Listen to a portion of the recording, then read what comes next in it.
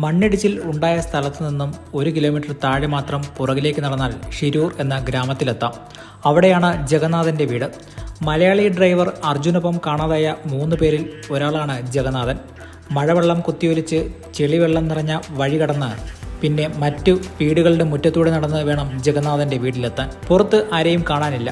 വാതിലിൽ മുട്ടി വിളിച്ചപ്പോൾ കട്ടിലിൽ തളർന്നു കിടക്കുകയായിരുന്ന ജഗന്നാഥന്റെ ഭാര്യ ബേബിയും മക്കളായ മനീഷയും കാർത്തികയും പുറത്തു വന്നു. 3 പെൺമക്കളാണ് ജഗന്നാഥന്. രണ്ടാമത്തവൾ പല്ലവി എന്തോ ആവശ്യത്തിന് പുറത്തു പോയിരിക്കുകയാണ്. കേരളത്തിൽ നിന്നാണ് എന്ന് പറഞ്ഞപ്പോൾ അവർക്ക് കന്നഡ അല്ലാതെ മറ്റൊരു ഭാഷ അറിയില്ല. കാർത്തിക ഉടനെ പോയി അയൽപക്കത്തെ വീട്ടിൽ നിന്നും ഒരാളെ വിളിച്ചുകൊണ്ടുവന്നു.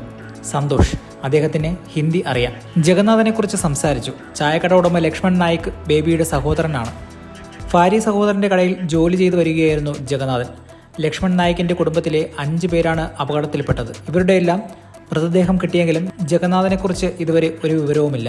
സന്തോഷ് സംസാരിച്ചു കൊണ്ടിരിക്കെ ബേബി പറഞ്ഞു, ഒരു മലയാളിയെ കാണാതായതുകൊണ്ട് മാത്രം ഇപ്പോഴും തിരച്ചിൽ നടക്കുന്നു. ഇല്ലെങ്കിൽ പോലീസുകാർ റോഡും ശരിയാക്കി എപ്പോഴേ സ്ഥലം വിട്ടിട്ടുണ്ടാകുമായിരുന്നു. കരഞ്ഞു കരങ്ങിയ കണ്ണുകളുമായുള്ള ബേബിയുടെ വാക്കുകൾ മനസ്സിലാക്കാൻ കന്നഡ അറിയേണ്ടിയിരുന്നില്ല. രക്ഷാപ്രവർത്തനത്തിലെ പാളിച്ചകൾ ജഗന്നാഥന്റെ കുടുംബം അക്കമിട്ട് നിരത്തുന്നു. തുടക്കത്തിൽ ഒരു JCBയും ഏതാനും പോലീസുകാരും മാത്രമായിരുന്നു സ്ഥലത്ത് എത്തിയത്. 1-2 ദിവസം അവരുടെ ശ്രദ്ധ മുഴുവൻ റോഡ് ശരിയാക്കുന്നതിൽ മാത്രമായിരുന്നു. അതിനിടയിലാണ് ചില മൃതദേഹങ്ങൾ കിട്ടിയത്.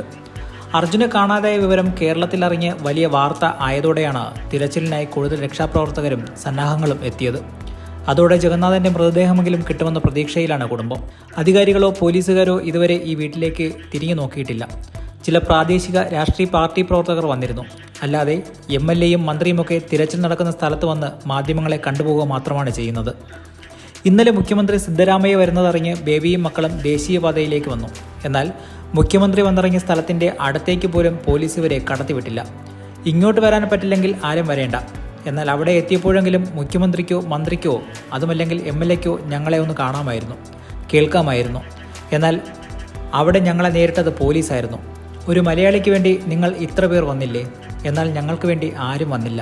മകൾ മനീഷ പറയുന്നത് ഇങ്ങനെയാണ്.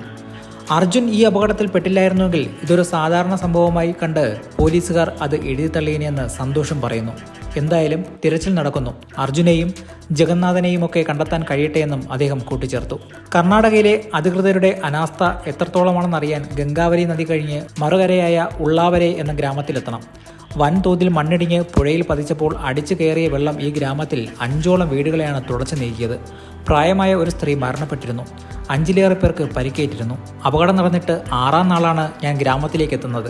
അധികൃതർ ആരെങ്കിലും വന്നിരുന്നോ എന്ന് ചോദിച്ചപ്പോൾ ആരും വന്നില്ല എന്നായിരുന്നു തകർന്ന വീടിന് മുന്നിലിരുന്നു കൊണ്ട് രാമസ്വാമി പറഞ്ഞത്.